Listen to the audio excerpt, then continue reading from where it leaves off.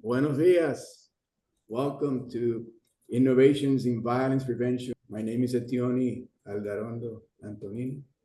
I'm a lifelong clinical psychologist, violence prevention researcher, advocate for those in need, and author. I'm honored to serve as the executive director of the Melissa Institute for Violence Prevention and Treatment in Miami. For 29 years, the Melissa Institute has been a trusted source of information on violence prevention, safe communities, and mental health worldwide.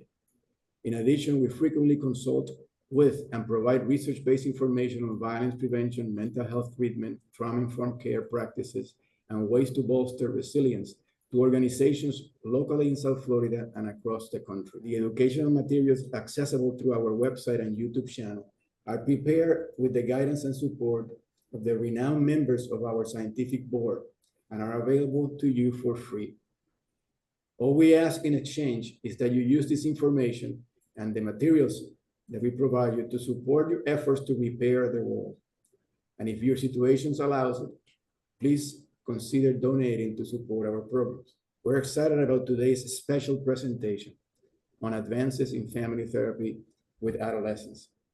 Research-based knowledge and clinical practice, like those that you will learn about today, are essential antidotes to the despair that can arise from policies and practices that too often harm rather than heal. More importantly, we can build pathways of hope, fairness, and resilience that help families and communities not only survive, but thrive. And who better to guide us in the right direction than our esteemed Dr. Dan Santisteban, whose expertise and vision have helped shape the field. Professor Emeritus at the University of Miami and a valued member of the Melissa Institute's scientific board. A leading researcher in culturally informed adolescent and family therapy since the 90s. He developed the culturally informed and flexible family-based treatment for adolescents, known by a lot of people as CIFFTA. His current work centers on creating and testing an evidence-based platform for training, coaching, and implementation that incorporates clinical simulations. Dan has authored over 50 articles and chapters and co-edited family psychology science-based interventions. His contributions to research on family therapy outcomes, family process, cultural competence, adolescence, co-occurring disorders, and the integration of research with clinical practice have earned him a career award from the American Family Therapy Association, the National Hispanic Science Network, and the Division 45 from the American Psychological Association. He has also received the 2004 American Family Therapy Academy Award for distinguished contributions to family systems research and the 2012 University of Miami Civic Engagement Award. In today's session, you will identify unique stressors impacting the life of adolescents in our communities, describe ways of engaging reluctant family members into treatment, and describe also ways to mobilize protected family process. Now, it is my pleasure to leave you with Dr. Dan Santisteban. Dan, the floor is yours. Thank you so much, Dr. Aldarondo. It's a pleasure to be here with you this morning. It's an extraordinary honor to be speaking to all of you, and having Dr. Donald Meckenbaum is always an extraordinary pleasure. Thank you so much for everything you've done in this field. And thank you to the Melissa Institute. I mean, the work that you all do to reduce violence in our community and across the country is extraordinarily appreciated. I'm going to start this baby up here. Please tell me that we're okay. That you can all see it fine? Yes, Yeah. yes, we are. Awesome. Fantastic. So as Dr. Aldarondo said, we're going to talk a little bit about advances in family therapy with adolescents. And we're going to talk about the specific model that we developed that we call CIFFTA. You call me? Culturally informed and flexible family therapy for adolescents. Our learning objectives for today, we identified a few things, identifying unique stressors that impact the life of adolescents. And we hope that we're going to be able to show you how some of these stressors are at many levels of the context. and we'll be talking about that. Describing ways of engaging family members into treatment. We often talk about the benefits of family therapy, but if we don't have a specialized way to think about and to actually engage reluctant family members, family therapy is unlikely to be successful. And then we're going to talk about ways of mobilizing protective family processes, right? It's sort of easy to talk about pathology and what goes wrong and dysfunction, but it's really important for us, I believe, to talk about protective factors. When you heard Dr. Aldarondo talk about the many things that are happening in our world, in our communities, in our societies, we realize that sometimes we can't impact those directly. And what we must do is enhance and mobilize protective factors. So this is just a quick slide on the fact that, you know, this work has been going on for 30 plus years, probably closer to 40. I know what you're all thinking. You don't look a day beyond 65. It's okay, so that does match up. Okay.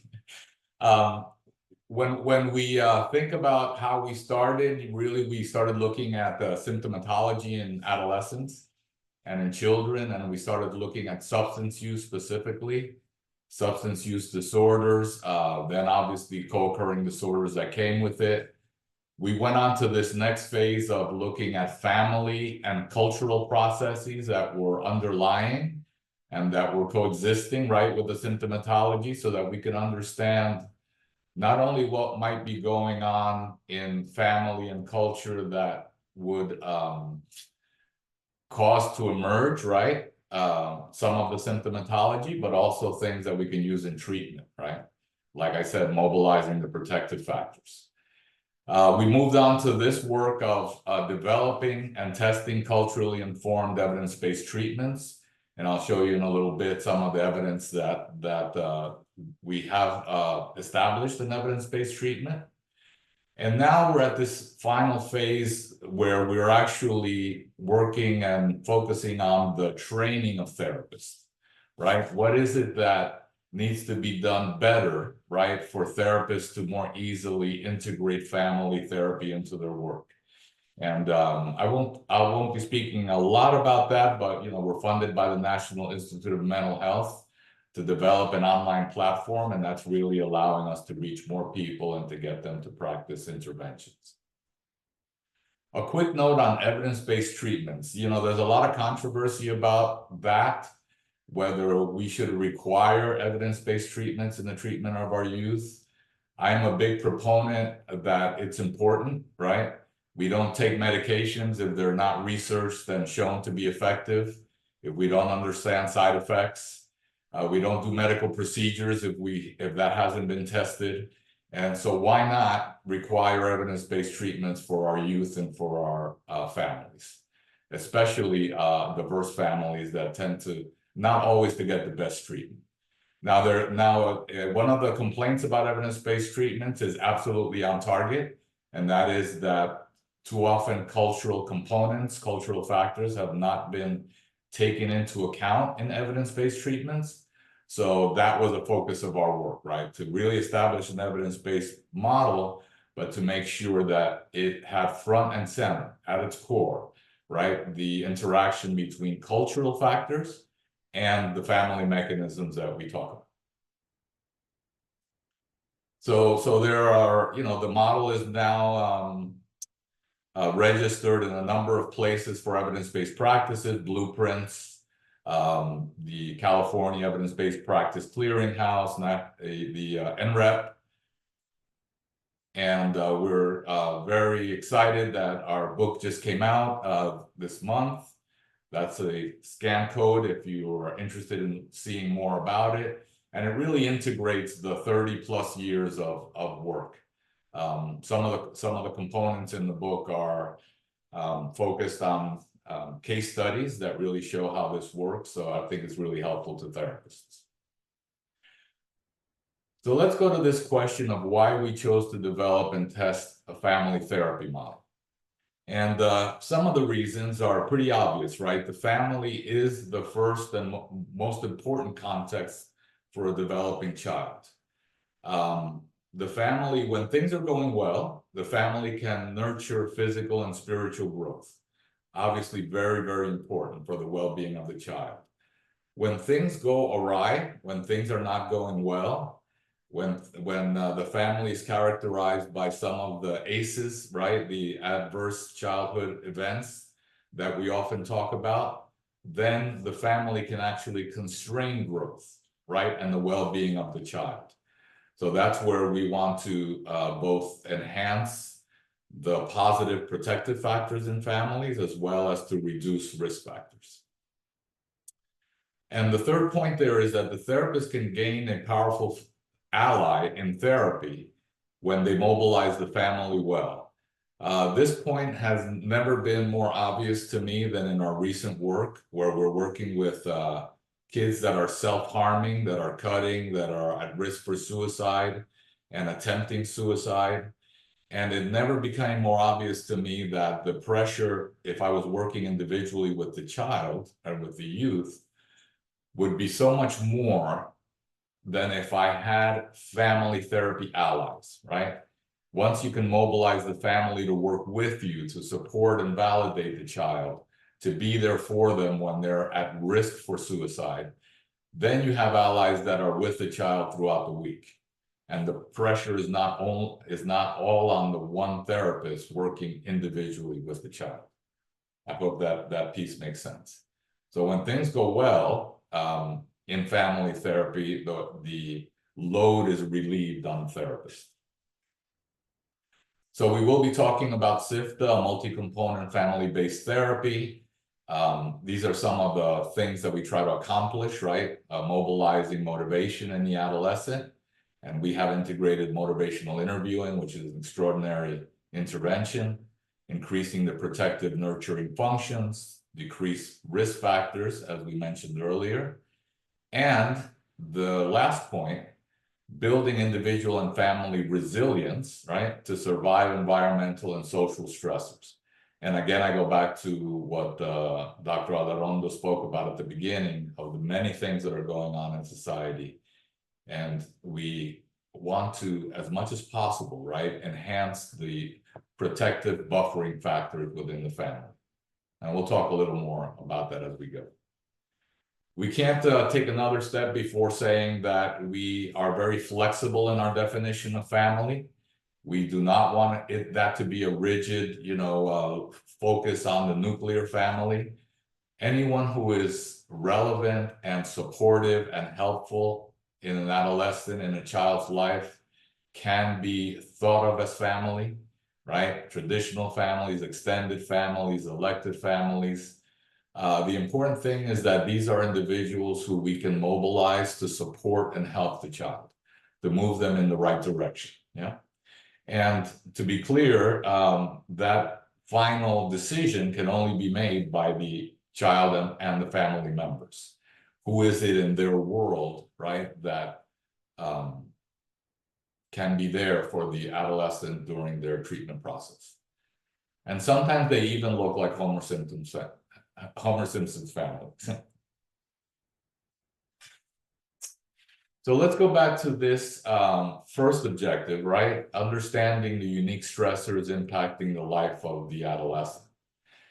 I have this graphic because we want to sort of think about this young man, right? When we see this young man, and this young man can be in our therapy room, and when we focus individually, right, when we have an individual orientation towards what we want to do, we can think about a number of things, right? Depression, self-harming behavior are things we might worry about. We might worry about whether there is any misuse of substances, right? Whether this look is about an adolescent who might be high, whether this adolescent is angry, uncaring, impulsive, isolated. All of these things are important things that we consider, right? From an individual perspective. And by the way, let me just emphasize the role of substances that might be misused. Why? Not only because of its specific effect, but the fact that it can potentiate right? It can enhance, it can trigger a lot of these other symptoms and presenting problems that we worry about, you know? It can increase impulsivity, and it can increase risk for self-harm. It can increase risk for violence, right? And so these are all very important pieces that actually interact with each other. We can't look at this profile, right? Isolated, angry, without thinking about a lot of the violence that we've seen recently, right? And the profiles of some of the individuals who are perpetrators of the violence. And we often see these characteristics, right? In the profile of those individuals. I saw a very interesting interview last week that said they were actually talking about the role of social media, right, in enhancing some of these things. And the presenter made a very interesting point that the algorithms and social media had found at one point that sex sells. And that recently, what they found is that rage sells. That anything that triggers rage in its users is actually are the things that are clicked on, are the things that are looked at. And if we think about that, right, rage, anger, these are many of the things that we see immediately before some of the violent acts that we that are so painful to watch and to see and to witness.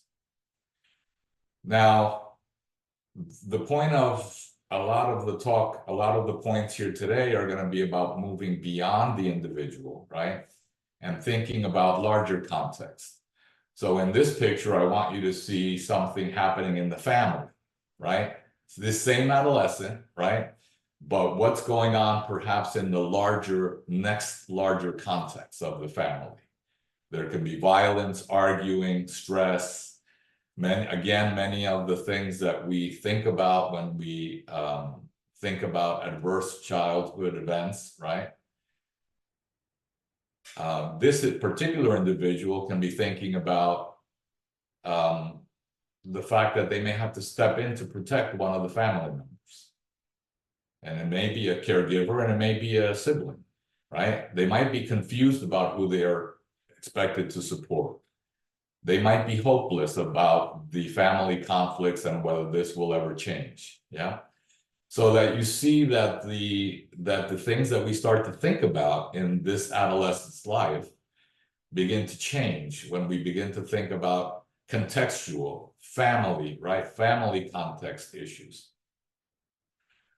You know, when you're not used to thinking about these things, it might sound like we're complicating the picture by bringing in a whole other level of stressor and of triggers. But the fact is that when you become comfortable doing family therapy, what it does is that it brings about more therapy possibilities. It brings about more treatment options.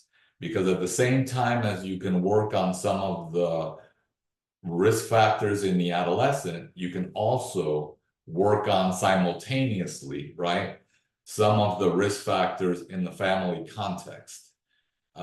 Things that are actually circular, right? Family context being circular with individual risk factors and that can potentiate each other, yeah? So this is a different graphic. It shows some of the presenting problems, right? Depression, self-harm. It brings in the family as something that we've already talked about being important.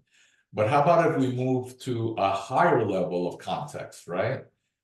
Beyond the family, and we begin to think about things like anti-immigrant sentiment. We think about racism, right? Services that are not culturally informed and are therefore really not accessible and useful for our kids and families.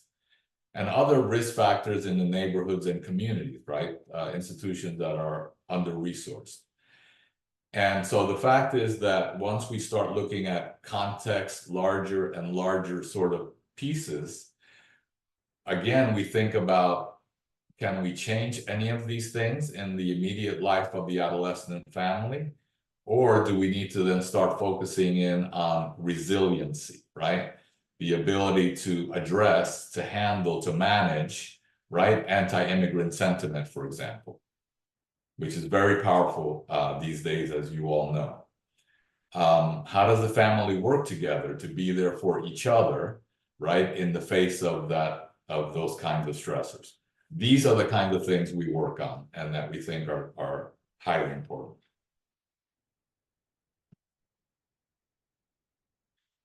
I can't help but make a note that we lost a very great colleague, Guillermo Bernal, this past year.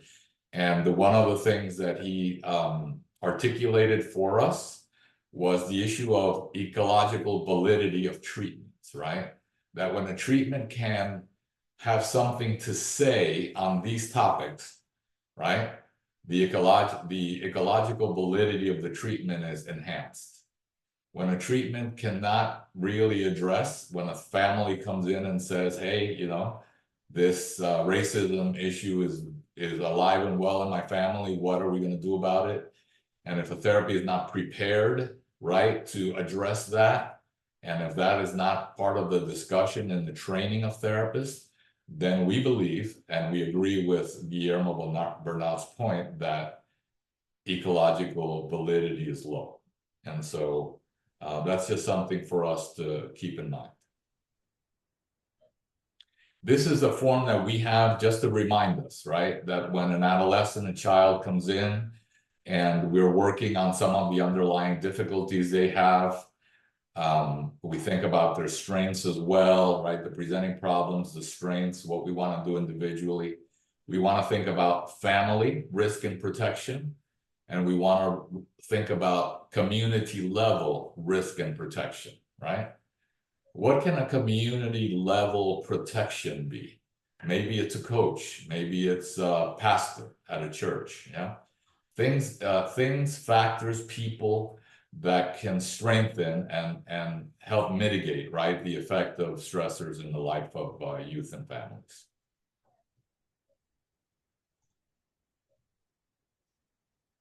I'd like to put up a quick poll question, and I want you to take a look at this. Which of the following is true about risk and protective factors?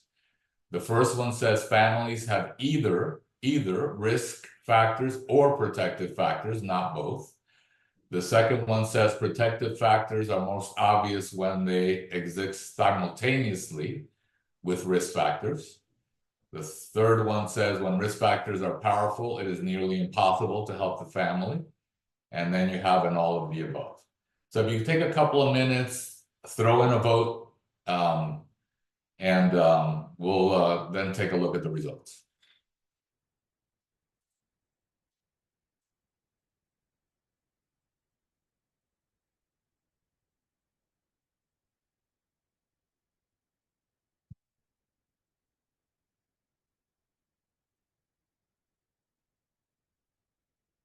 Natalie, maybe we'll take 20 or 30 seconds and allow everyone to vote.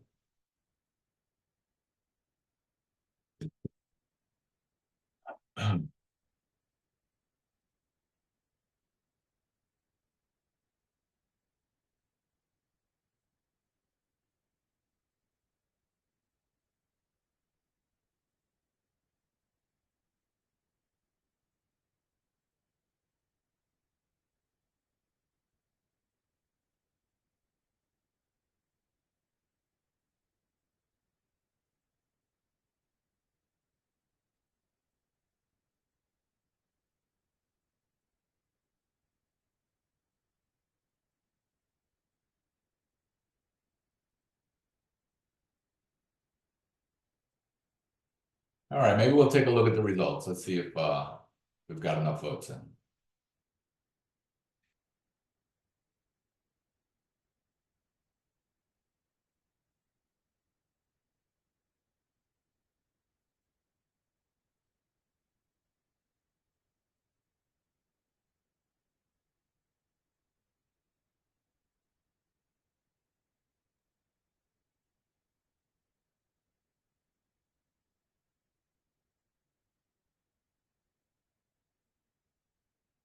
All right, so let me capture this because I don't want to miss it. So excellent. So 81% have said protective factors are most obvious when they exist together. So that's fabulous. Let's close this out.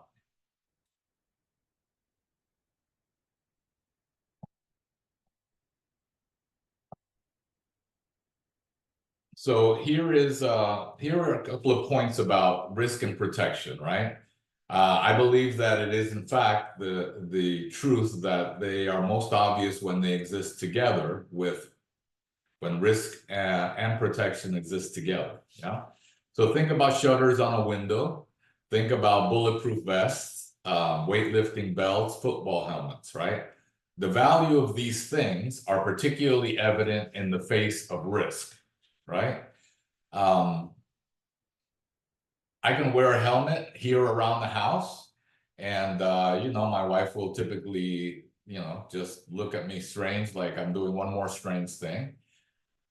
And its value is really fairly limited, yeah? But if I go tomorrow and I am able to play for the University of Miami football team, the value of that helmet is extraordinary, right? Because in that risk context, the helmet is particularly powerful. Its ability to protect, yes? So what are the risks in these examples? One is a hurricane, potentially, right, for shutters. Being in a dangerous place where bullets are flying, football game, lifting heavy weights, etc. Those are the risk conditions. We here in South Florida are very familiar that if we put shutters up during a hurricane, right? Or if we wear a football helmet during a football game in which we are protecting ourselves from head-to-head collisions, which are part of football, right? Which are expected.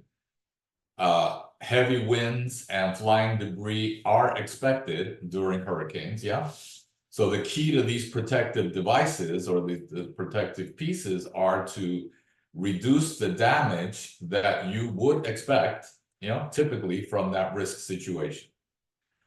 So this is a really important point. And I'm very thankful to a colleague many years back who had expertise in this area and realized that I was not getting the full value, right, of protective factors, and really made this case for me, because the implications for working with youth and family that are living in conditions where you expect those conditions to create damage, right, to bring about symptomatology, the importance of our thinking about how do we identify and enhance protective resiliency factors, yeah, are critically important. They are critically important when we cannot directly reduce the risk in their environments, yeah. Froma Walsh, if you haven't heard of her, has done extraordinary work on resiliency in families.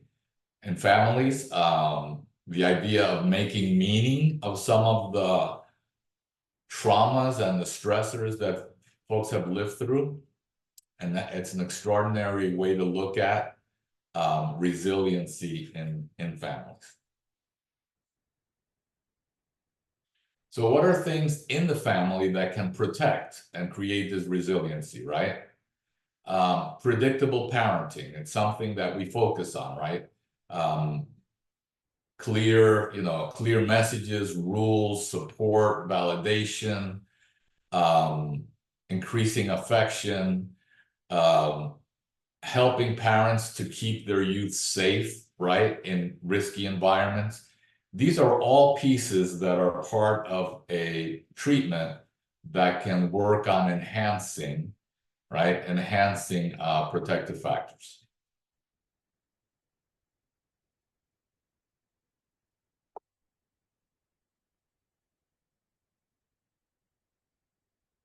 I don't know, maybe at this point, before we go on to the second one, whether there are any particular questions that have emerged in the chat. I want to give a space for anything that has emerged I'm going to look myself, but if you've seen anything. We're good. Not specific questions yet. Okay. I welcome questions, and you can put them in on the chat if you have any questions about any of the things that we are talking about here. So I hope that this issue of the identification of stressors, right, and the focus on resilience and protection became obvious in that first section.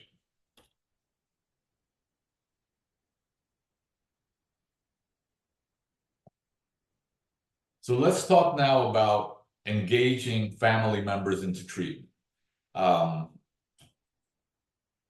If we believe, right, that the protective factors at the family's level exist, and that we do want to focus on them and enhance them, then we need the ability to identify key family members and to bring them into treatment.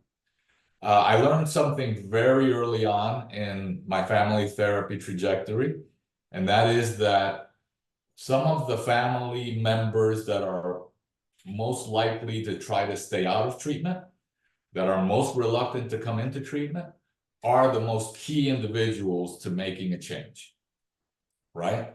The folks that come in easily into our office are used to working together, right? Are into a groove of working together, but that one or two family members that are angry, that have given up, that don't think that there's any possibility of change, those are the key family members to bring in. And typically that hopelessness that they have manifests itself in their unwillingness to come to treatment. So what that means is that when we do family therapy, we can't just take in the people that come in easily, but we need to look beyond, right, behind the scenes to see what else is happening in the family. And if we can figure that out, identify it, and address it early, our work will be multiple times more effective. So we have a second poll question, please. Why is it so important to involve as many family members as possible? Family members have expertise on their child and the situation is the first one. Family members know a lot about the youth stressors is the second. Families can ally with the therapist to keep the youth safe and to make the treatment effective and make it last. And the final one is all of the above.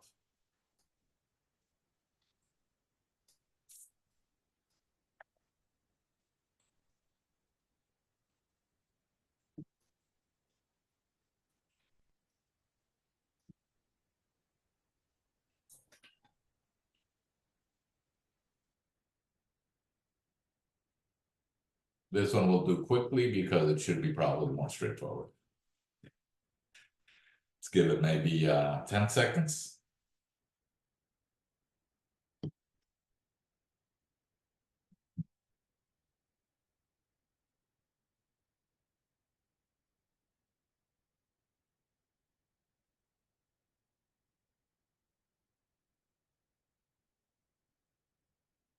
All right, you have all of the above for 73. What is the first one? Family members have expertise on the child and the situation. That's true, isn't it? One of the things when we're engaging family members and you know, they often say, clearly the kid is the one that's acting up here, right? They're getting thrown out of school, they're using substances, they're involved in juvenile justice. Why do I have to come to treatment? And one of the things that we say in response is, you are the expert on your child, yeah? I have a certain level of expertise on therapy. There are certain things that I can work with you on, but my work will be so much more effective if I can tap into your expertise, what you know about the child and about the family. The second one is also true. Your expertise on what the child is going through, their stressors, right?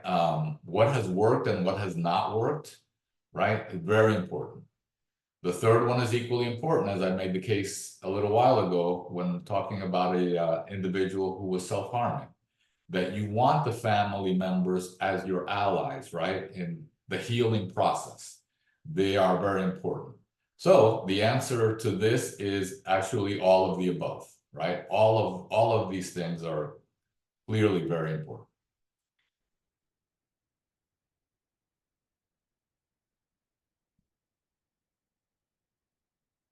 So here's some things that were very helpful to me as I moved forward in this level of work, and that we stress in all of our work, in our book, in our training. It's the fact that we want to be careful and hesitant to label folks as resistant, right? The word resistant is something that's very common in therapy, right? And it really, the thing that became obvious to me is that it's a way of blaming the family, right? Blaming the family for being resistant. We are extraordinary and we have extraordinary ideas. How would they not follow those recommendations? But what became obvious to me is that when you use the word resistance too much prematurely, it takes away our responsibility, right, for engaging reluctant family members and for understanding the many reasonable things that may be keeping families out of treatment, okay? So I'm going to go through some of them. Families feeling helpless and hopeless. You know, if any of us are honest about things that have gone on in families, in our own families, we realize that there are points in which we become helpless, we feel helpless, and we become somewhat hopeless about whether things will change. And that is true for all family members that we try to bring into therapy. When a problem has existed for a key amount, you know, a certain amount of time, they've typically tried different things and it hasn't worked. And we need to understand that it's not that they don't care, right? That's why they're not coming in. It's because they've reached the level of helplessness and hopelessness. And that means that it is that if we want to be effective, we need to figure out how to address that, yeah, right early on, even during the engagement phase. Many family members have had difficult interactions and unproductive with the mental health system. Do you all believe that to be true? Don't all answer at once. But it is true, right? Anyone who has gone to therapy has gone to a therapist who is ineffective. And without blaming the therapist, the process was just not right. Maybe the client the time was not right.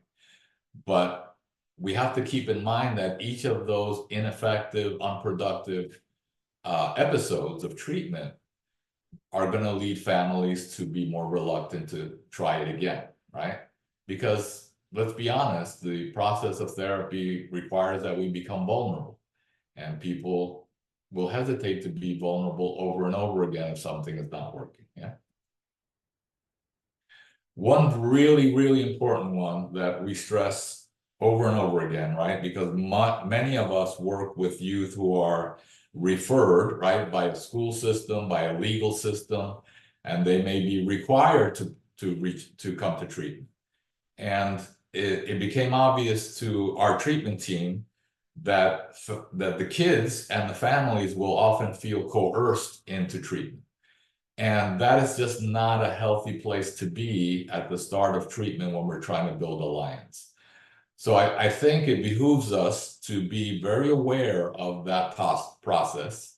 You know, if a kid is being referred to us from juvenile justice, isn't it reasonable that the kids say, well, juvenile justice is here to punish me because I did this.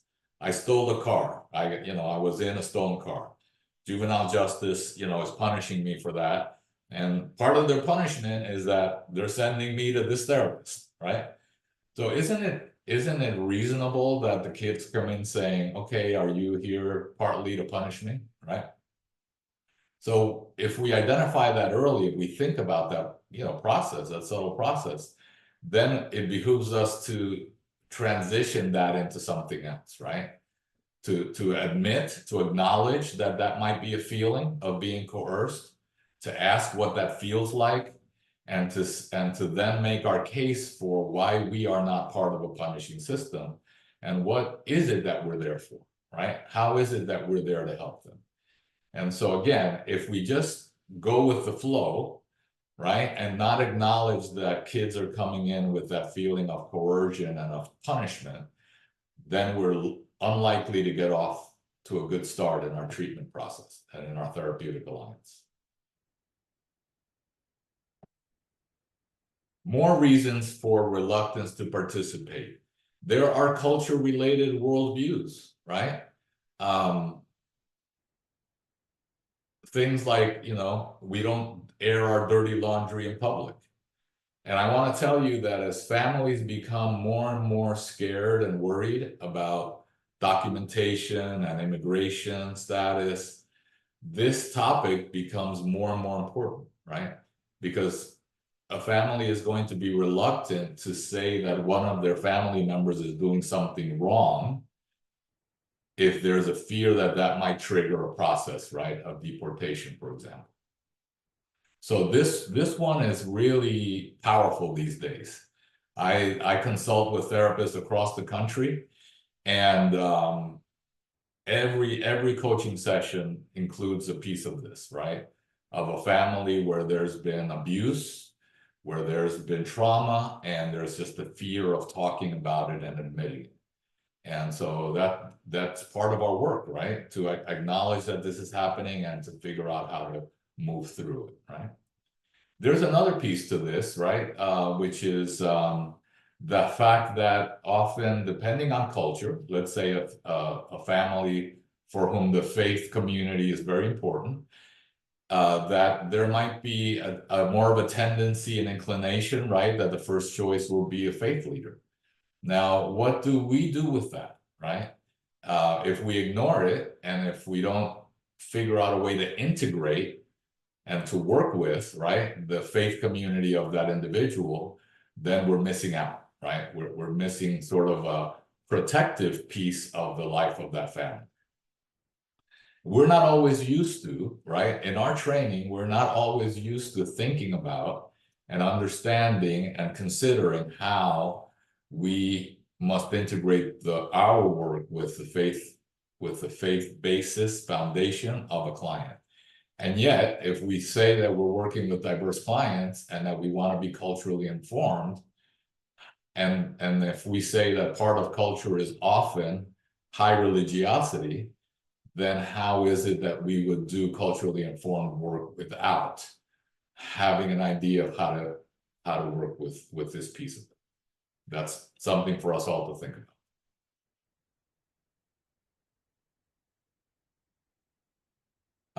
There may be secrets that some families do not want to get out. So this is a reason to be reluctant to bring other family members.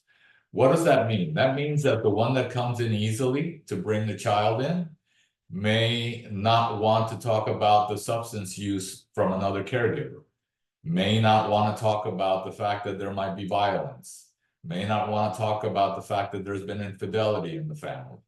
And that becomes a reason why the individual say, let's not bring in that other family. Let's keep them out.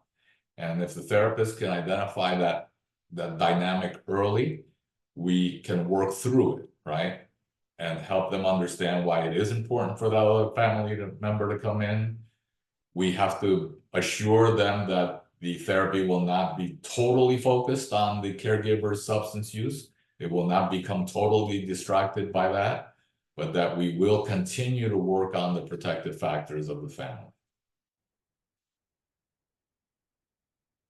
And when we work with youth, when we're used to working with youth individually, right, in individual therapy, they will often tell you, I have no interest in having my family members come to therapy.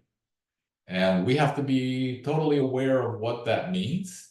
We have to ask the adolescent to help us understand, right, their reluctance, and we have to have ways to work through it.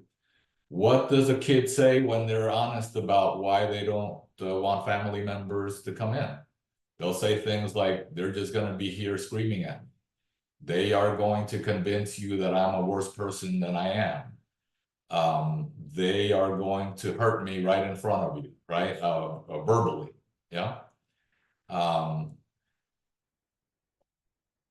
The fear that the special relationship that the youth has with the therapist will be broken in some way by bringing in other family members is a very real, it's a very real thing that we need to figure out how to work on, yeah?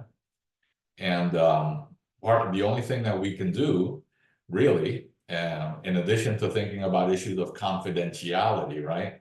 What topics can stay in individual work with the kids and what topics will be fair game, right, for family sessions, is that we will be aware, right? And we will be aware of the youth and make sure that their worst nightmares about bringing in family members do not come to pass, you know? And that becomes our job. And a little later, I'm going to show you a family therapy session that goes in the wrong direction. And I want you to think about this, right? The spiraling aspects of some family therapy sessions, and the fact that the youth sometimes say, I don't want that to happen. I don't want that level of negativity and hostility to be present in my therapy. And we have to respect that, yeah?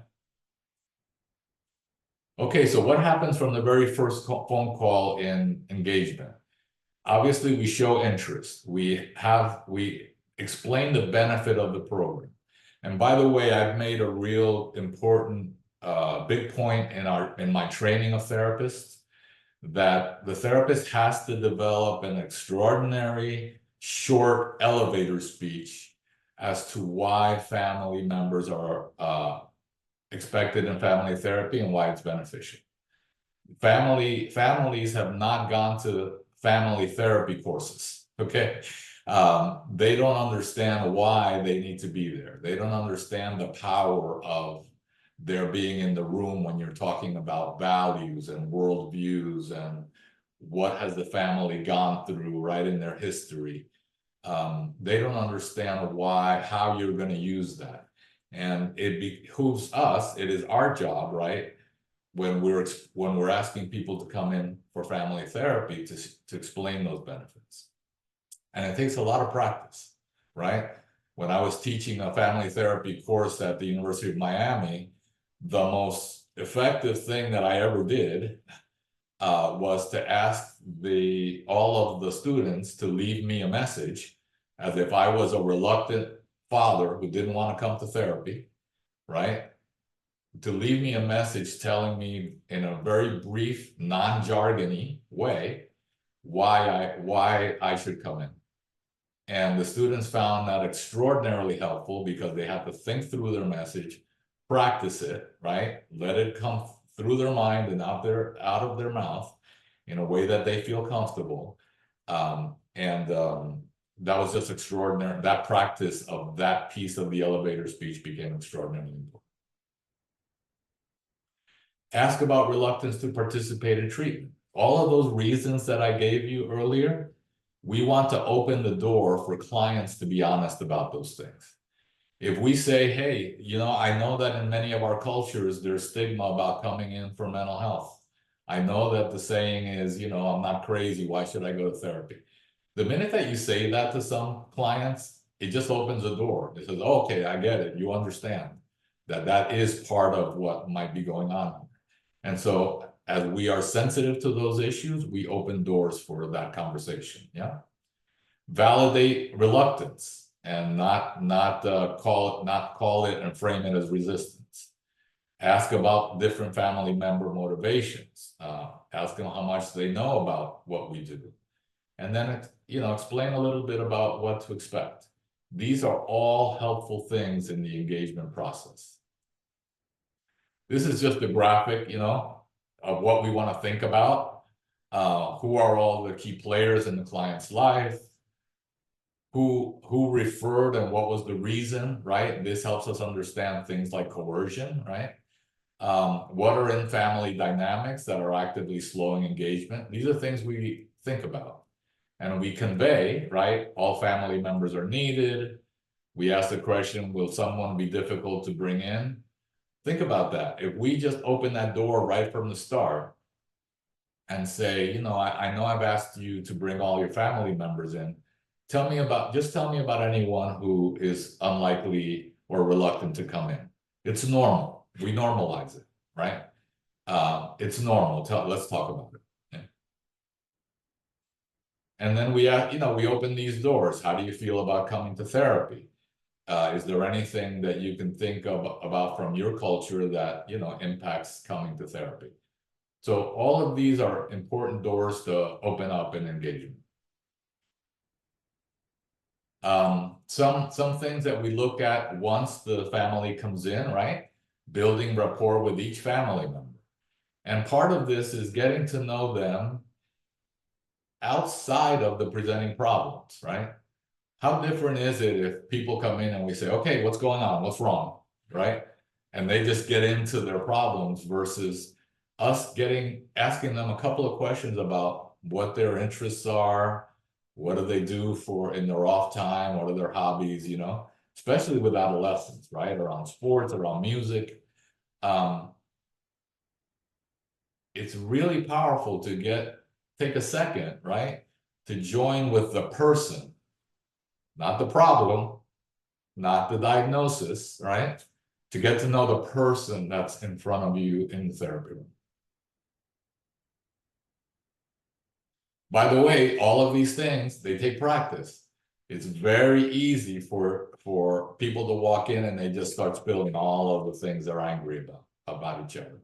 And so it takes a little bit of us being the folks that are driving, right? And make sure we can bring some of these things in. Making families feel safe.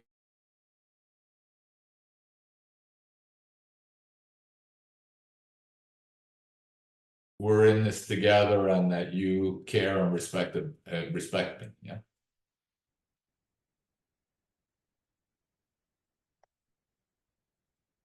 Not falling into the trap of taking sides or validating only one side or another, right? Instilling hope, helping family members experience each other differently. These are all key pieces, right, in the process of getting folks comfortable in working with us. This last one is actually the key. In my experience, it is the key to retention, right? To retention in our programs. Folks will come in and they'll see what it's like, right? If they experience only hostility, anger, and we don't manage that well, they haven't experienced anything different than they do at the home, right? Why should they keep coming, right? It's actually more painful to get hurt by each other verbally in front of a stranger than it is at home. I'd rather do this at home, yeah? But if we can have them experience something different, if they can get into a topic that they never talk about, if they can show a little bit of respect for each other with our help, if they can listen a little more deeply than they tend to do at home, the minute that people experience something different than they're used to in a positive direction, that is what makes retention successful, yeah? Even though we work with lots of Latino families and diverse families that are known for not utilizing and staying in services, our track record is that most families stay in for a good 20 sessions or so. And that's a lot, right? And that's documented in research. And so even in the programs, one of my colleague, Dr. Maite Mena, who has an extraordinary program in our community for CIFFTA, and we look at her data, and it's just extraordinary that even despite the stressors that are happening, right, in the community, families keep coming because they're experiencing something different, right? They are triggering the protective factors that help buffer them from stressors. And by the way, a shout out to the Children's Trust for the extraordinary work that they do, right, in supporting programs in our community that are effective. All right, poll question number 3. What do you worry about most when you consider bringing in several family members into treatment, right? Number 1, family members can be hostile and hurt the youth. Number 2, it is hard to decide who is right and who is wrong in an argument. Number 3, it's hard to juggle confidentiality when we work with both youth and family members. Number 4, family members are often toxic and it is better to leave them out of therapy. This is not a right or wrong. This is actually my attempt to understand what you are all most concerned about, right? If you were going to bring in families into treatment. In the meantime, I'm going to look at the chats and take a look at, see if there's something that I might be able to respond to.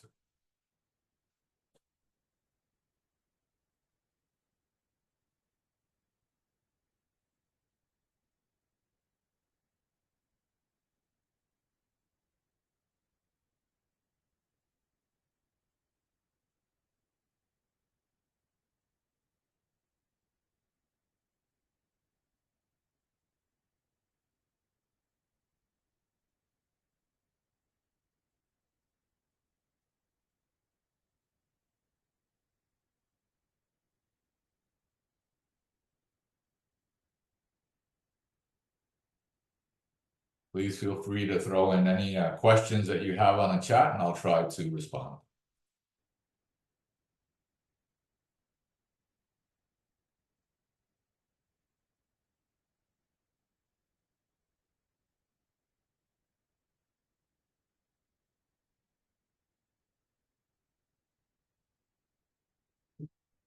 Okay, let's throw on the results of the poll question.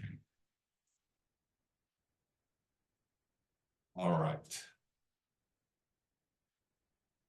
So I'm glad I see not many of you say the family members are toxic. Sometimes we do feel that. There's research that shows, right? You know how, let me take a step back. You know how I talked about the fact that there are many reasons on the family, on the client side that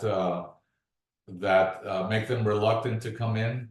Well, there's research that shows from the therapist side, right, reasons why they don't invite family members in. And many of those reasons are here. And that's why I put them up to get a feel for whether you experience those, right? So the toxic is something that comes up sometimes. And it's just like in this poll, right? That it's sometimes that is the big issue. But that's sort of related to number 1, isn't it? That family members can be hostile and hurt the youth. This is a really important piece of family therapy. We must, as family therapists, have control over the family therapy session. Obviously, we are responding and addressing concerns that clients have when they come in. But if we allow in any way that it become a free-for-all in the session, then a lot of hurtful things happen. Yeah. And it is our job not to let that happen. Because as 41% of folks said, family members can be hostile and negative and hurt the youth. Yeah. And if that happens too much, at some point, they will decide not to come back to treatment. That's just makes sense. Yeah. We're going to talk more about that in a little bit.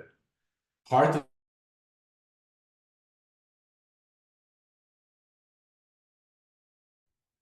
fact is that we have to be careful not to take a side on who is right and who is wrong. Yeah. We often have to take a step back and talk about the fact that we are trying to help. We will try to help the family members come to their conclusion, right? To their resolution that takes that kind of thing into account.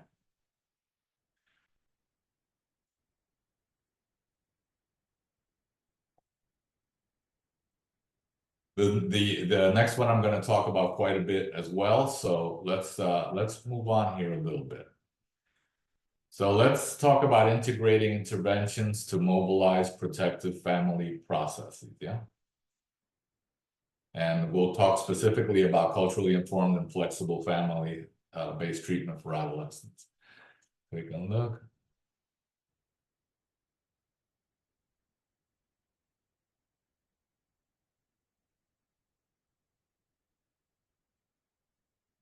So I see a couple of comments I just want to address.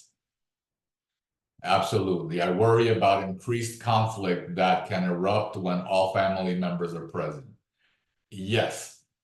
You know, when I work with therapists that are very individually oriented and work practically always with the individual, I say to these kinds of concerns, you are absolutely right. A lot can go wrong when family members come in. That's why our team thinks it's so important to get the proper training, right?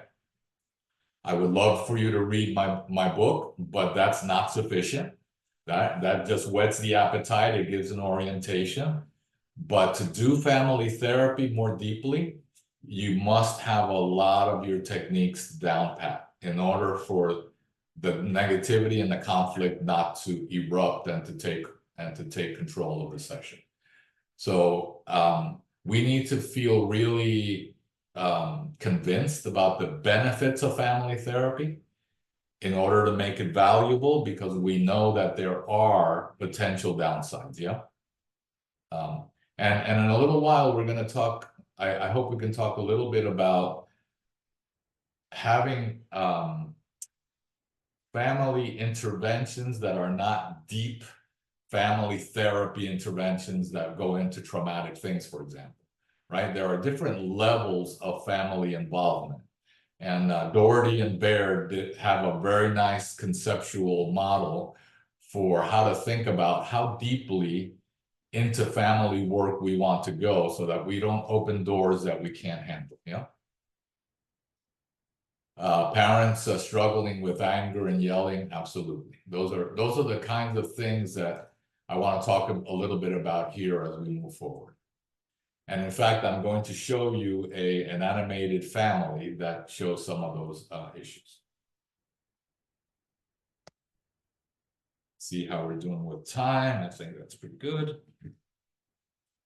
So let's talk about just quickly about some of the major goals, right, of our family work. Increased health, knowledge, and skills. Sometimes we, you know, the reason that CIFFTA included a psychoeducational piece to it is because we realized that many families were coming in.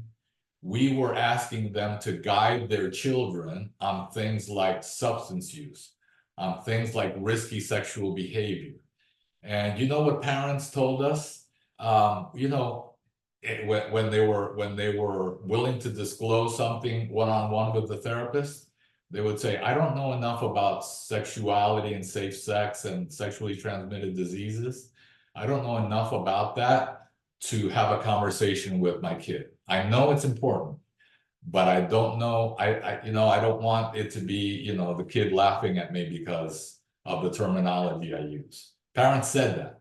And actually, Dr. Maite Mena did a piece of research that was very valuable, because interviewing families, she was able to show that this was a real concern on the parent side, and that would block them from the guidance and mentoring that we all feel is important and that research says is important. Yeah.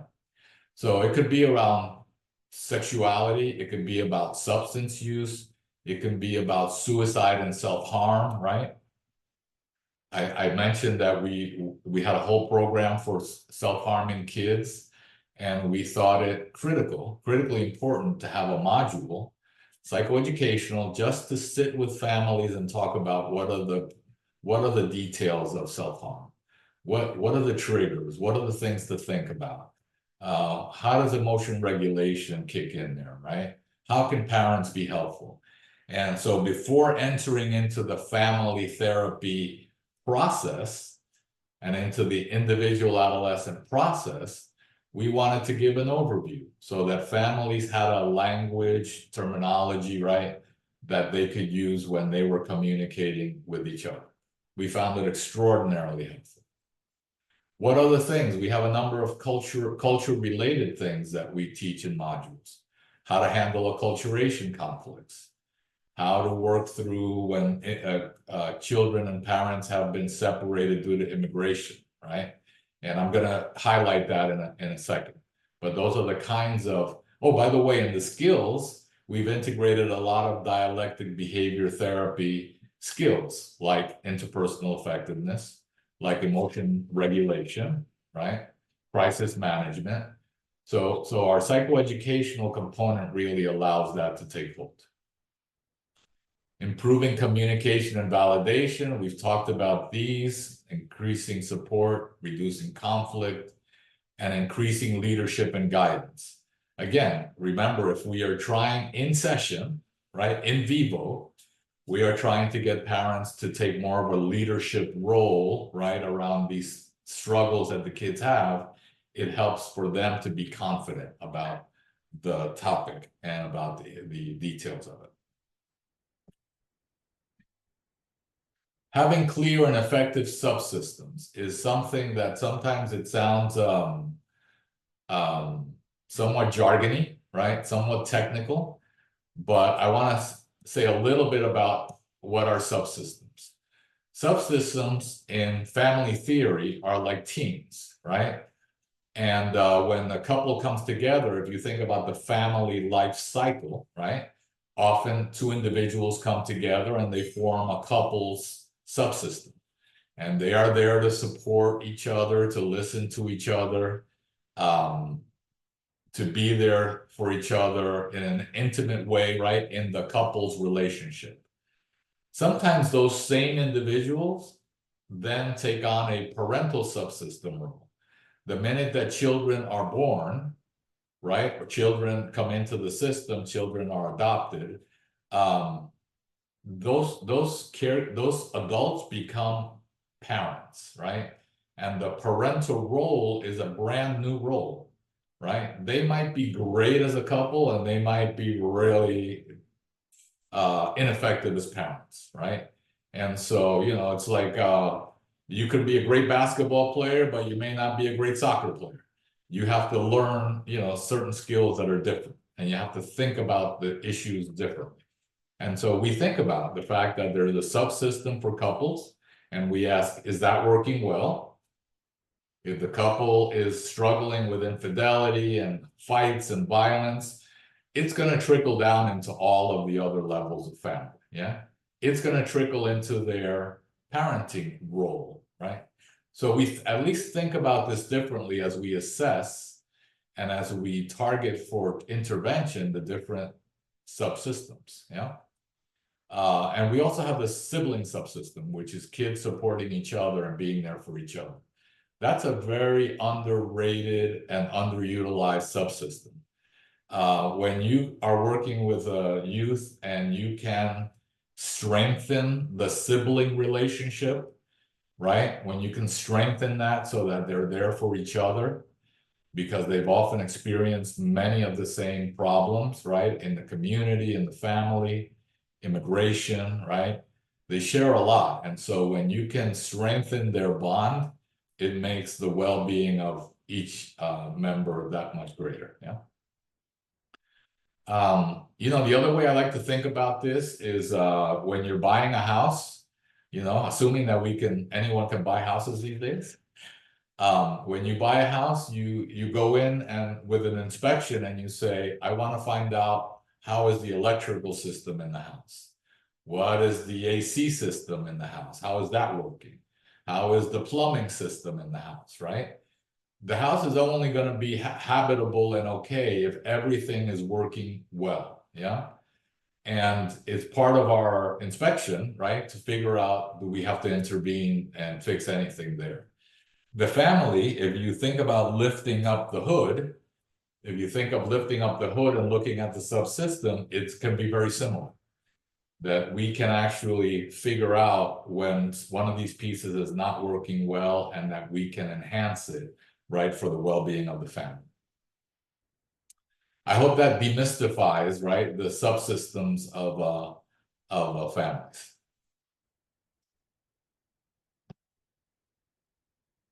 So these are other things we work on in families. Having clear and effective subsystems. We talked about repairing relationships. You know, too often we give up because the client says, you know, that sister just, we broke off, you know, she got pissed off that I was using drugs and She doesn't want to have anything to do with me anymore. She was really important to me, you know. She was always there for me, but you know, that's gone. Or my grandmother, or my aunt, or my uncle, that were so important. And for the good family therapist, that becomes a bright light that lights and says, internally, I'm going to target that, right? To repair that relationship, because my client just told me that that person was very important in their life. And I hear that he or she has given up, is hopeless, that can be repaired, but I'm not going to let it go that quickly, you know? Because thinking of repairing and ruptured relationships is is a secret sauce that we have in our cookbook, yeah?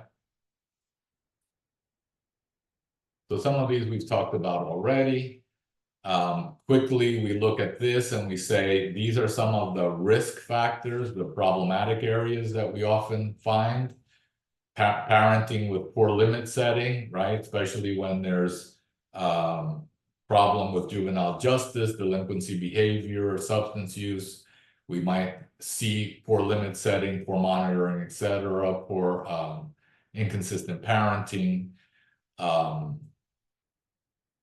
Then negativity, aggression, all of these things are the kinds of things we see when we're looking at the problem side, yeah, the risk factors. And then, but then of course we remember, let's look at the protective factors and how we enhance them. Couples supporting each other, right? That's the couple subsystem. When caregivers are undermining each other, there's very little you're going to suggest in a family that's going to work, right? So the first thing you have to work on is helping them understand the undermining behavior, how you can help them change that, and what its value is, right, to meet the goals that they have for their family's well-being. Parent figures working together and being effective, right? Good emotional connection and communication being clear and effective, right? When we go back and ask families, what changed in your family? So a lot of times they'll say, we are communicating totally differently, and we now realize we were not communicating before. We really didn't listen to each other. We really didn't understand each other. And the ability to do that now has created a better emotional connection, right, in family.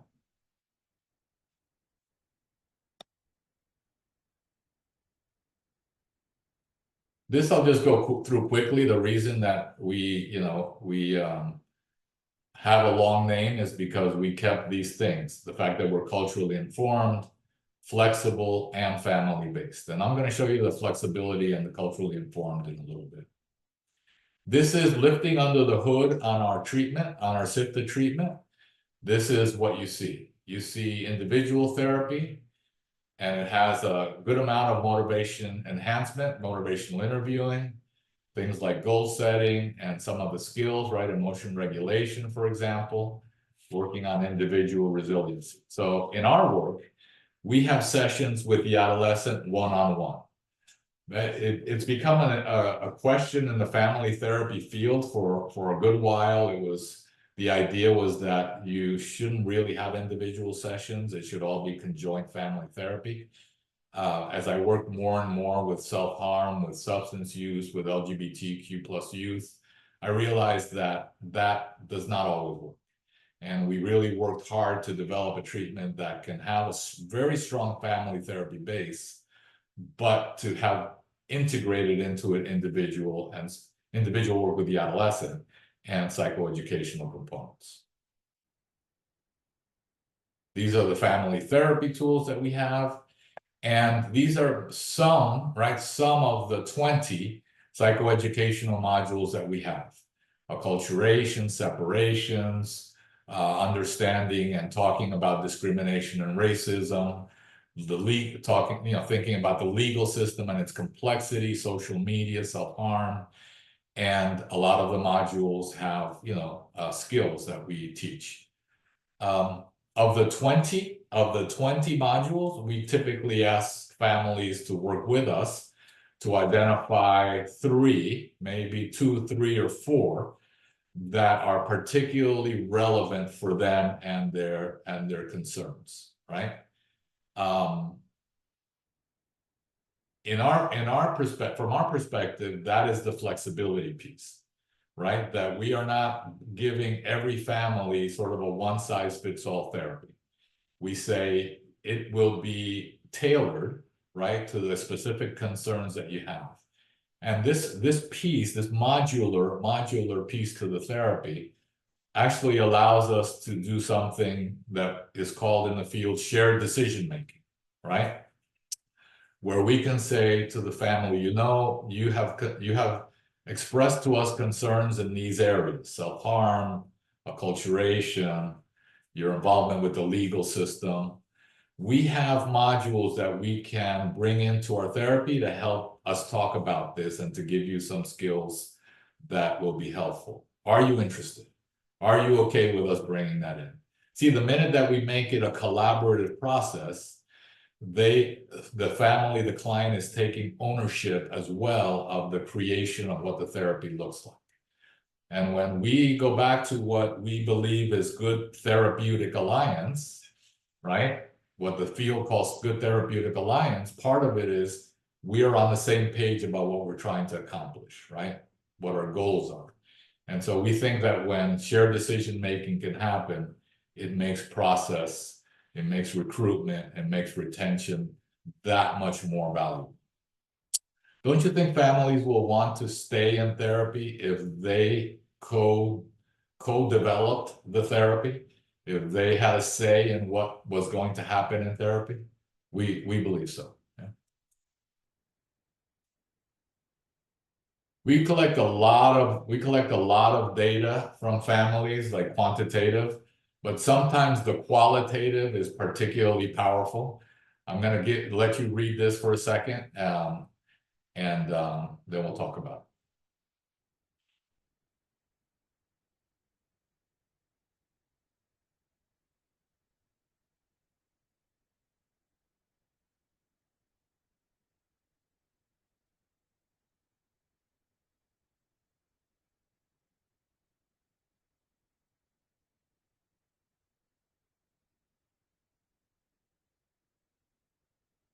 So I want to, what does the first one say? When I saw this, I thought, wow, she called me mommy for the first time in a long time. That meant that something happened in therapy to strengthen the emotional connection, right? It took them back to a time when they were working together, caring about each other, loving each other. It moved them out of the current conflict and back into, love is something that characterizes our relationship. Yeah. This second one, I think is fascinating also. My son started expressing himself and I was shocked because I never actually got to see him share himself. This is extraordinarily valuable, right? This is what I was talking about in communication. But I want to tell you something about this work, that piece of the work. When kids start communicating their feelings honestly and what they're doing honestly, sometimes it scares the hell out of parents. And sometimes the parents actually start feeling, why did I open that door, right? This is too powerful, this is too negative, I don't know what to do with this. And so sometimes we should not be shocked by the fact that parents say, what the heck? I didn't sign up for this. And so it's our job, right, to say something good is happening. You need your child to be honest with you. I know it's really difficult to listen to. I know that it sometimes comes across as disrespectful, and we will work on that delivery. But I want you to know that the process is something that you're going to value at the end of the treatment. And so, it was rewarding to see this, the last one, I can't shut them up now. That's rewarding, but it also reminds me that the path to get there sometimes has it has some bumps in the road. Yeah. When we talk about culture, sometimes we talk about the fact that some families are very hierarchical. They're very traditional. And it's not their expectation that kids are going to be communicating all this stuff. And sometimes we have to work with that as well, right? Kids should be seen and not heard, right? That kind of. In Spanish, there are sayings that are really powerful and graphic. We'll leave it out unless we want to talk about culture at the end. But it's the idea that, if we really want to get kids to open up with their parents and get to this level of communication, there will be some bumps in the road at times.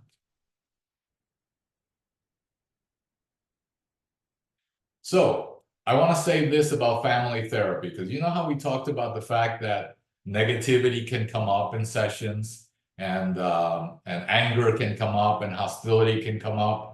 At the beginning, when I realized that when I started family therapy, or when I started skiing, I thought that those poles were the main thing, right? Pick up a lot of speed, pick up a lot of speed. And at some point I realized that picking up speed, just like in family therapy, right? Getting people to disagree, that's not hard. That we don't have to do a lot to pick up speed on a slope. Snow is slippery after all. And we don't have to do a lot to get families to let us know what's going on with them. What we have to get good at, actually, if we want to avoid running into a tree, which, yes, I did look like that when I started skiing. The real key to skiing and to family therapy is to stay under control, right? To keep the process under control. What they teach you in skiing is this thing called the wedge, that is almost like how to put on the brakes. And the very first thing they tell you is practice this braking system, right? So that you don't crash into a tree. And in family therapy, we have the equivalent of some braking systems. And it requires that therapists be active. The therapists cannot be overly passive. Therapy must be active, and to keep people from getting hurt. What are some things that therapists do? They use reframes, and they're actively blocking certain interactions. To block with respect and to not sound disrespectful takes practice. To deliver a reframe that's effective, right? When kids are saying, my parents are all over my back, and the parents are saying, they're not listening to me. And when you decide to throw a reframe out and say, your parent cares and loves you very much, and which is why they're sort of on top of you, but to you, it feels restrictive and controlling. So that's what we're going to work on. See, that reframe brings in positivity, right? The reason that your parent is doing this is because they're scared as hell about what might happen to you, right? They're worried that you're going to end up in jail. That's the positive piece that we bring in, right? But we also acknowledge that it doesn't feel good in the way it's happening. We can work on, if we acknowledge the positive intention, we can work on the delivery so that everyone feels good about what happens here, yeah? This is a key piece of the work. We're sort of going to the end here. This is the key piece of the work: instilling hope, validating, right? Normalizing. When we say, many families go through this, we normalize, we convey understanding, we validate, we reframe. Okay, all key pieces of the work we do. Now I'm going to show you an animation. And we'll talk a little bit. Keep in mind some of these things, right? Normalizing, validating, reframing. And it's a very brief clip, and hopefully you'll be able to hear it well. It's around the issue of substance use and a kid who is relapsing on substance use. Yeah? Think about how this can go awry, very negative, and think about what the therapist is doing to keep the focus not on the anger and frustration, but on something positive and deeper, yeah? John has continued to take drugs, and I am ready to just give up on him. You are on your own from now on. I can't trust you or anything you say. I don't have the strength to keep fighting for you. I can't believe you just want to give up on me. You must not love me that much, Saint. It sounds like it meant a lot to you that your dad kept fighting, and you still want him by your side. Yes, but he is angry at me, so he just drops me. What I've heard over our sessions is hurt and helplessness more than anger. When you love someone and can't save them from life difficulties, it is a painful feeling. Don't you agree, Dad? Of course, he knows that. It is not that I want to give up on him. Sometimes John needs to hear it, because that message gets lost in this struggle. It is actually a hopeful sign that a father wants to continue to help a son, and that a son wants his father by his side. It is just that slips and relapses undermine hope. The more hopeful we become, the more painful a slip is. Let's talk about how we get back on track, and how your support of each other can help the progress continue. Don't let the helplessness cause you to lose sight of what has been accomplished, and how you have worked together. So I hope you noticed here that the anger and frustration was coming out when there's relapses, whether it's in substance use or anything else, right? When we have accomplished a lot in therapy and things go the wrong way, things go backwards, kid gets thrown in jail again, right? Gets thrown out of school again. It's very easy to lose hope and to feel like everything has been, everything goes down the drain. This therapist brings in the positivity, right? Not the anger, doesn't focus on the anger or the frustration, reframes it as feeling of helplessness, right? You want to be there, but you're feeling helpless about how to do that. And yet, how positive is it that you two are here for each other, that you're trying to make this work, that you want your father involved, and Dad, that you want to stay involved, and it's just not working right now, and let's keep working on it, and let's not lose hope. So that is what an effective intervention looks like, and you see that the therapist must be active, right? That doesn't allow things just to spiral. I'm going to show you in a minute something that's different. I'm going to show you it's spiraling out of control, sounding much like the concerns that you all voted on, right? And then what it looks like when a therapist handles it well. John is This particular one, I'm going to focus on parent-child separations. This happens often due to immigration. Parents and children are separated, a parent comes by themselves. And then the reunification process is very difficult, right? And it's particularly painful because the hope is, there's a lot of hope and hope is what it is, expectation that things are going to be amazing, they're wonderful, we're finally reunited. And yet what happens is that these people don't know each other. And there's a lot of hurt and sense of abandonment and why did you leave me that is never processed in their relationship and in their communication. Again, our colleague Dr. Mena did this piece of research and showed that among many separations here in our South Florida community, it was often almost 4 years of separation, right? And it would happen at the age of about 7, 6, 7 for 4 years. They missed a lot, right? They missed a lot of Mother's Day. They missed a lot of birthdays, a lot of pain and frustration that was never talked about. Suarez Orozco wrote a beautiful book that talks about this specifically and is very, very powerful.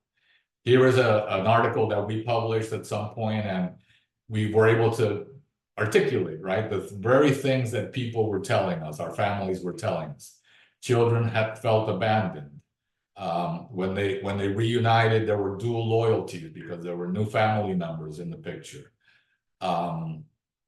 If the kid had strong feelings, it was deemed disrespectful and unappreciative, right?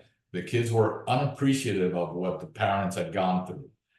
And yet, therefore, they had to be squelched. They had to be quiet, right? So I'm going to show you this. This is an animation of how things can spiral in this moment and why we thought we had to have a very specific intervention for this situation. And by the way, I also want to say that child-parent separations do not only occur due to immigration, right? What about military service? When a parent goes away for military service and they come back and it's hard to reintegrate, right? What happens when there is a person who has gone off to prison and there's so much that goes on during that period that should be processed? There should be communication so that the reentry, right, is not as painful and as difficult. Yeah. Anytime we try to reintegrate in a system that has reformed, it's already adapted to working without us. The minute that we walk in, we disrupt the system. And that is by definition, disorganization, chaos, and painful often. Yeah. So how do we handle it? In this situation, this example, a therapist is going to be somewhat passive, and our worst nightmare is going to happen. This is going to spiral out of control. It sounds like you really felt lonely when your mom came to the US and left you with your grandmother. Yes, I was sad, and I was also angry that she didn't even tell me why she was leaving me alone. She can't really love me that much if she did that. She doesn't appreciate all that I went through for her. I did it so that you can come here and be successful. I just wish you understood rather than choosing to attack me. I am not attacking you, but you can't really love me if you did that. You haven't even told me why you did it that way. Do you realize how alone I was, especially on Mother's Day and my birthday? I don't think she should be dwelling on the past. We are here together now, and I don't even feel like I have a daughter. I waited so long for this, and I don't feel she sees me as her mom. Well, do you think you have been like a mom? Where were you? That is why it's useless to talk about this. You don't take any responsibility. I wish you would just have left me with my grandmother rather than bring me to the US. Typical of you to not appreciate everything I did to start a home here and bring you over. Maybe you are right, and you would have been better off with your grandmother. So this is what we worry about, right? This is the spiraling, negativity, hurt, defensiveness, hurt, trauma, right? All emerging too quickly, like a skier out of control. And it's painful, and it happens often, right? With reunifications. By the way, some of the statements occur very similarly when the issue of trauma comes up. You know, you don't appreciate me. Why do you want to dwell on that? Why do we have to dwell on that? Let's just get past it. The same kind of defensiveness and let's just leave it alone and go past occurs frequently in family process around traumatic events. Yeah. It sounds like So let's see what it might look like if the therapist handles it differently and is prepared, right? Is prepared because she took our parent separation module. She looked at it and she was prepared to handle this better. It sounds like you really felt lonely when your mom came to the US and left you with your grandmother. Yes, I was sad, and I was also angry that she didn't even tell me why she was leaving me alone. She can't really love me that much if she did that. She doesn't appreciate all that I went through for her. I did it so that you can come here and be successful. I just wish you understood rather than choosing to attack me. Mom, I know it is hard to hear the truth about what she felt, but I know that you want to improve your communication with your daughter. Now you are together, and she is opening up her heart and sharing with you her feelings with 100% honesty. It can really help the relationship. Are you okay with hearing some of this? Yes, but I don't think she should be dwelling on the past. We are here together now, and I don't even feel like I have a daughter. I waited so long for this, and I don't feel she sees me as her mom. Yes, that is why it is so painful for both of you. Because you had hoped that things would be perfect from the start, but there is a bit of work to do to talk together about all the pain and fear and loneliness that occurred. I know Maria felt it, but you did also, didn't you, Mom? Of course I did. I cried to sleep when I had to leave her. Your relationship, as mother and daughter, will become so much deeper when you can share these things with each other. Very different process, yes? Validation of shared pain, right? They both went through a lot. There's a reason why it's important to talk about these things. It's going to deepen your relationship, right? Are you okay with, I know it's difficult. Are you okay with it? And sometimes when one of the two really is going to struggle with being very defensive and feeling like it's hard to listen to it, we might use that in an individual session. Like when mom is very defensive and saying, I feel totally unappreciated, and we might have an individual session with her to better prepare her for the next session just like this in order to talk through what they need to talk through. Notice that it's not about the content so much as the relationship, right? We are focused on family therapy is relational. We're always working on deepening, strengthening the communication, the validation, right? In the relationship so that that relationship is strong when the therapist is no longer there, yeah? And that this new level of communication and experiencing each other can be taken home, right? And that they can experience that at home. It sounds So really quickly now, I'm just going to say that what we've been working on more recently is training therapists on these things, right?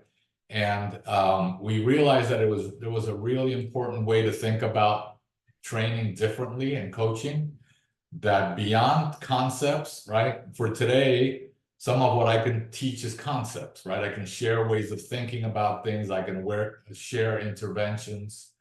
But beyond the knowing and conceptual, there is the seeing and detecting process, yeah?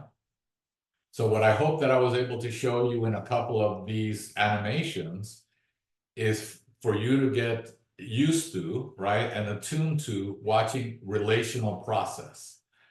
Who attacks, who shuts down, who defends, who becomes hostile, who tries to bring in another family member, right? Who tries to say, let's just get over it. And so beyond understanding something, the art of detecting process becomes really important. The idea is from other therapists that they say, if you see things more clearly, you will know better what to do, right? So seeing process clearly becomes very important. And then executing the delivery, right?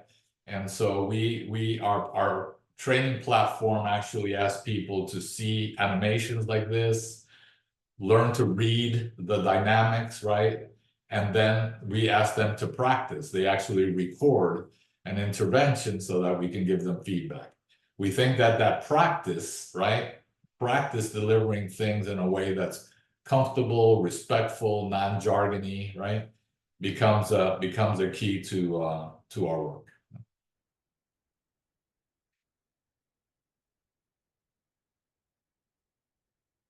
And I think that is it for the presentation. I'm going to go quickly to the chat, look at some questions. I'm going to make sure that you can see that key phrase. Right, Dr. Aldarondo, you might want to... Yes. Please notice the phrase in the bottom of your screen there. And important for those of you who are getting continuing education credit. So just a couple of the questions. Can it be applied to 9-year-olds? The answer is yes. Most of our research has been from 11 to 18, but we're working with emerging adults, older. We're working with younger kids. Sometimes the family therapy is more intense in the younger kids, less individual therapy because maybe they might not be insightful enough or ready to use the skills. But that becomes an important one. Can it be used with people that are incarcerated? So I hope that I addressed that partly, that the family relationships, we would hope that there is communication and that we can be working on, what has happened in the incarceration, why did it happen, and for families to process the pain together. I think that's a very interesting and great question. I will stop here. Thank you very much, Dan. Check out our YouTube channel where everything that we do gets uploaded, and all the free courses for easy access and sharing. With every session that we do, with every resource that we share, and every connection that we make, we are strengthening our collective ability to protect minds and build safer, more resilient families and communities. And under the leadership of Don Meichenbaum for 30 years, we have been doing that and will continue to do so for years to come. Thank you again for being part of today's session. Together, we really are making a difference. You're making a difference in the life of the people that you're working, and our communities need you now more than ever. Don't forget that. Thanks.